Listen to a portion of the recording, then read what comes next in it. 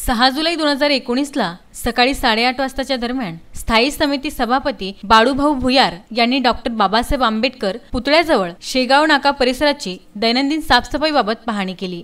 समती colony tower line येथील open space बगीचा विकसित करण्याच्या दृष्टीने सदर जागेची पाहणी करण्यात आली। या विषयासंदर्भात प्रशासनाने त्वरित प्रस्ताव बनवण्याच्या सूचना स्थायी समिती सभापती यांनी दिल्या।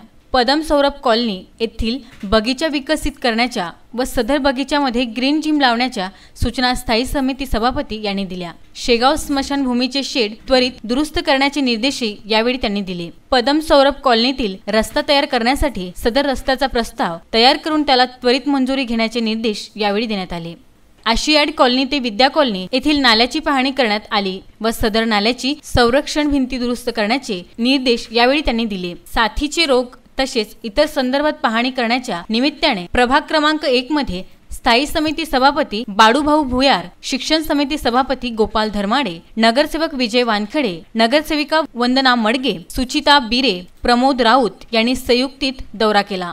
या परिसरातील नागरिकांच्या समस्या जाणून घेतल्या। या समस्यावर त्वरित सोडवण्याचे निर्देश यावेळी संबंधितांना दिले। दौऱ्यादरम्यान वैद्यकीय आरोग्य अधिकारी डॉक्टर विशाल काळे यांना स्वच्छतेबाबत सूचना दिल्या।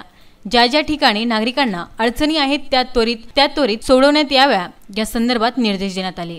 यावेळी सहाय्यक आयुक्त योगेश पीठे, वैद्यकीय आरोग्य अधिकारी डॉक्टर विशाल काळे, सहाय्यक वैद्यकीय आरोग्य अधिकारी डॉक्टर अजय जाधव, उद्यान अधीक्षक प्रमोद येवतीकर, जनसंपर्क अधिकारी भूषण पुसतकर, स्वास्थ्य अधीक्षक अरुण तिजारे, परीक्षित गोरले, अभियंता व नागरिक उपस्थित होते।